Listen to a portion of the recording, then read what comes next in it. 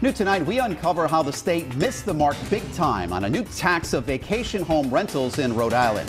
When it went into effect in July, the governor said the tax would raise $5 million this year alone. But we've learned the tax is off to a rough start, falling more than $1 million short of those projections in just the first month.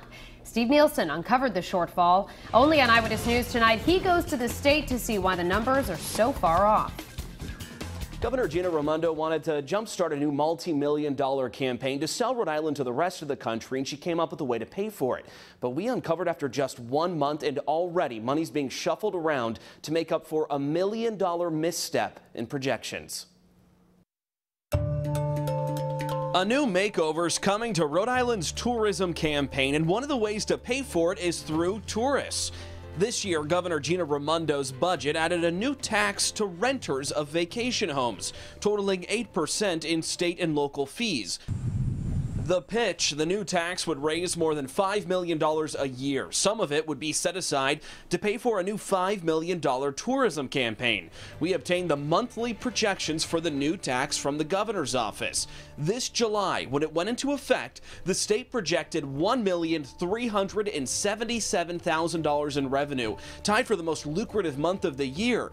But we checked with the Division of Taxation and found the state only collected $61,500, meaning the state's projection was off by a stunning 96%. I do think it's very reasonable to expect that the numbers will go up.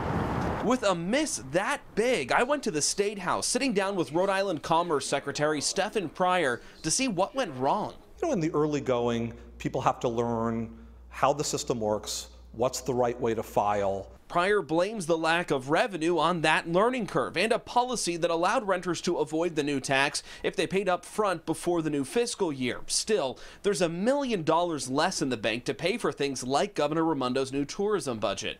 It may be that we have excess revenue in one place and lower than expected revenue in another.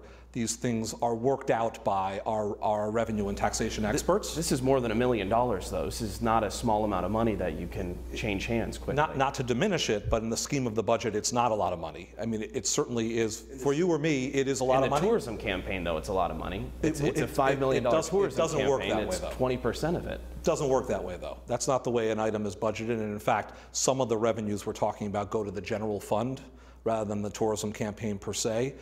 Inside a budget, to a certain extent, money's fungible. We asked the state for the tourism tax revenues from August when they projected another $1.4 million in revenue. They tell us those numbers aren't available yet. Pryor says he can't predict if the tax will meet or exceed projections at any point, but believes it'll bring more revenue over time. I think what's important is that there are new sources of revenue and there are new activities underway. Pryor tells me don't judge the revenue from the tax on renters of vacation homes for a while. He says it'll take 2 full summers to determine if revenue will meet projections. I'm Steve Nielsen, Eyewitness News.